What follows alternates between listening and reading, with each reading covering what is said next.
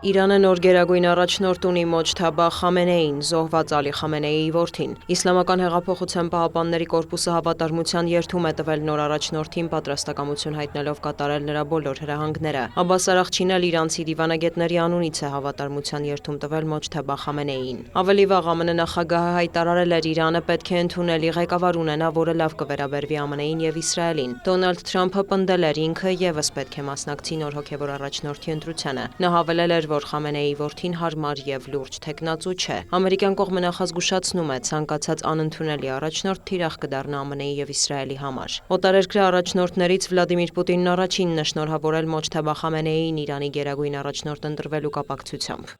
Այժմ, երբ Իրանը դիմակայում է զինված ագրեսիային, ձեր գործունեությունն այդ պաշտոնում խիզախություն եւ անձնվիրություն է պահանջում։ Վստահ եմ, որ պատվով կշարունակեք ձեր հոր գործը եւ կհամախմբեք իրանցի ժողովրդին դաժան փորձությունների առջեւ։ Ցանկանում եմ վերահաստատել մեր անսասան աջակցությունը Թեհրանին։ Ռուսաստանը եղել է եւ կմնա Իսլամական Հանրապետության հուսալի գործընկերը։ Իսրայելի վարչապետը կրկին հեղափոխության կոչով է դիմել Իրանի ժողովրդին։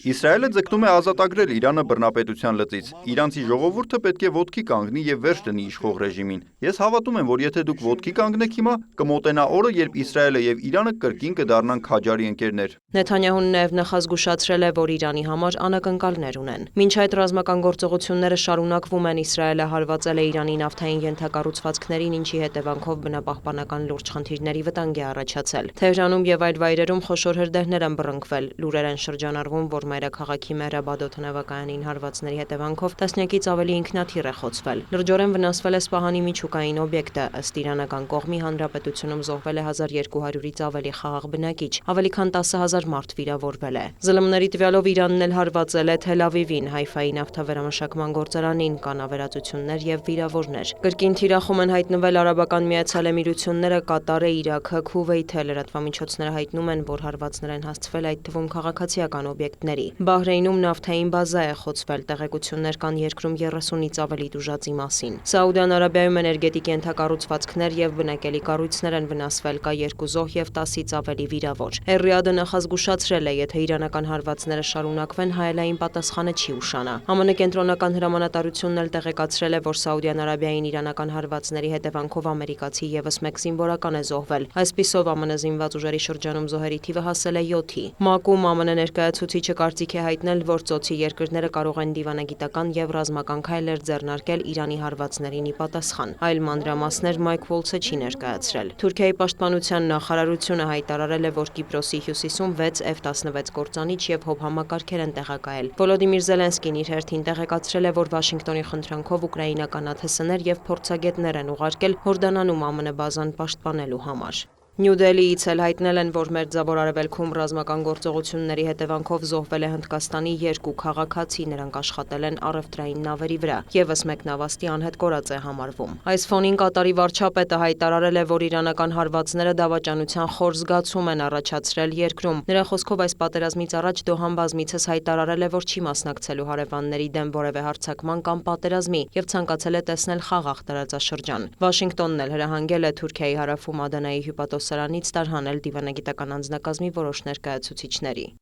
Օդային եւ ցամաքային գործողություններ են Լիբանանում։ Իսրայելի հարվածների հետևանքով Բեյրութի կենտրոնում հյուրանոց է վնասվել, կան զոհեր եւ վիրավորներ։ Ռուսական ԶԼՄ-ները հայտնում են, որ հարված է հասցվել Լիբանանում ռուսական մշակույթի կենտրոնին։ Human Rights Watch-ի տվյալով Իսրայելը սպիտակ ֆոսֆորով հրետանային ռազմամթերք է կիրառել Լիբանանի հարավում բնակելի տարածքների դեմ։ Իրավապաշտպան կազմակերպությունն անօրինական եւ մտահոգիչ է որակել այդ քայլը։ Լիբանանի նախագահ Ջոզեֆ Աունն էլ հայտարարել է, որ երկրի իշխանությունը պատրաստ է վերսկսել բանակցությունները Իսրայելի հետ նպաստելու դեէսկալացիային։ Դոնալդ Թրամփը տեղեկացրել է, որ ոչնչացրել են Իրանի ռազմական ավիացիան եւ 44 նավ։ ԱՄՆ նախագահի կարծիքով ռազմական գործողություններից հետո Իսլամական Հանրապետության քարտեզը կարող է փոխվել։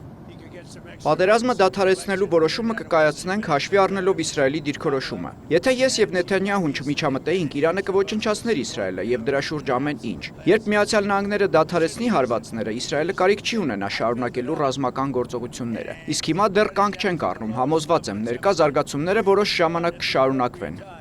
Սպիտակ տնից հայտարարել են, որ Թրամփը դեռ չի բացառում Իրանում ցամաքային գործողության հավանականությունը, սակայն այս պահին Վաշինգտոնը նման մտադրություն չունի, թեև ապագայում հնարավոր է անհրաժեշտ լինի ամերիկացի զինվորականներ ուղարկել հարստացված ուրանի պաշարները վնասազերծելու համար։ Վաշինգտոնից նաև հավատացնում են, որ չեն ցանկանում հակամարտությանը ներգրավել քրդական ուժերի։ Սպիտակ տան հատուկ բանագնաց Սթիվ Ուիտկոֆն էլ անդրադարձել է Թեհրանից հնչող հայտարարություններին, որ Ռուսաստանն աջակցում է Իսլամական Հանրապետությանը։ Ուիտկոֆի խոսքով ինքը դիմել է Մոսկվային եւ ասել, որ դադարեցնեն հետախուզական տվյալների տրամադրումը։ Ամերիկյան կողմը նաև չի շտապում վերսկսել բանակցությունները, նույն տրամադրվածությունն ունեն Թեհրանում։ Իրանը չի կարծում, որ եկել է ռազմական գործողությունների դադարեցման պայմանները քննարկելու ժամանակը։ Մենք դեռ չենք հասել այդ կետին։ Պահպանվում է Նախիջևանին մարտի 5-ի հարվածների պատճառով Բաքու-Թեհրան լարվածությունը։ Իրանի եւ Ադրբեջանի նախագահները հեռախոսազրույց են ունեցել։ Մասուդ Փեզեշքյանը նշել է, որ Իրանը որևէ կապ չունի տեղի ունեցածի հետ, խոստացել հետաքննություն անցկացնել։ Զուգահեռ Իրանի զինված ուժերը պահանջում է Բաքվից Ադրբեջանից հեռացնել իսրայելցի զինվորականներին խուսափելու էսկալացիայից։